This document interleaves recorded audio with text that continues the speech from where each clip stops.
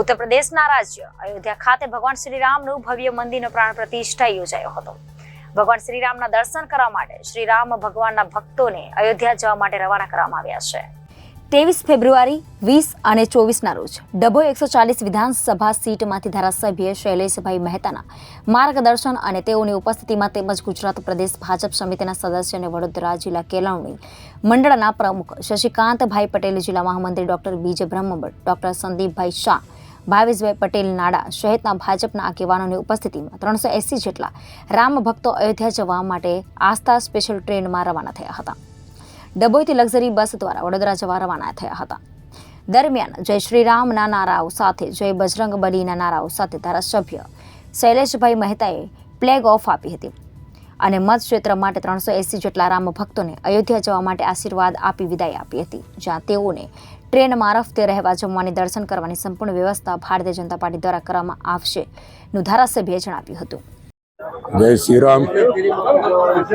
આજરોજ દર્ભાવતી નગરી, દર્ભાવતી તાલુકા અને વડોદરા તાલુકામાંથી 380 જેટલા રામ ભક્તો અયોધ્યા આસ્થા ટ્રેન દ્વારા દર્શનાર્થે જઈ રહ્યા છે, જેમાં દર્ભાવતી નગરીના 45, દર્ભાવતી તાલુકાના 125 અને બીજા વડોદરા તાલુકા જે દર્ભાવતી વિધાનસભામાં લાગે છે, એમ કરીને 380 રામ ભક્તો રામલલ્લાના દર્શન કરવા અયોધ્યા પ્રયાણ કરી રહ્યા છે। એમને શુભેચ્છા આપવા માટે અહીંયા આગળ ઉપસ્થિત રહ્યા છે।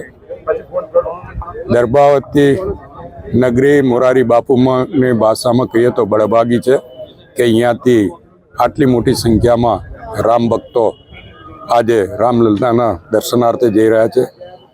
એમના જવા આવવાની, જમવાની અને ત્યાં રોકાવાની અને દર્શન કરાવવાની તમામ જવાબદારી ભારતીય જનતા પક્ષ દ્વારા કરવામાં આવી છે।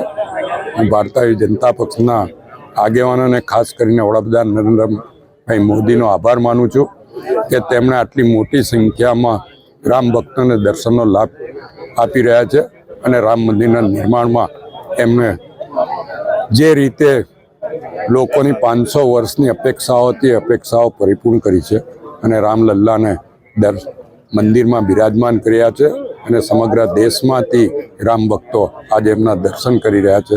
ત્યારે આ તમામ રામ ભગવાનના દર્શન કરીને દર્ભાવતી નગરી અને દર્ભાવતી વિધાનસભાના તમામ નાગરિકો પર ભગવાન રામના આશીર્વાદ વરસે એવી પ્રાર્થના કરશે અને આગામી દિવસોમાં પણ હજુ પણ મોટી સંખ્યામાં દર્ભાવતી વિધાનસભાના રામ ભક્તો દર્શનાર્થે જશે।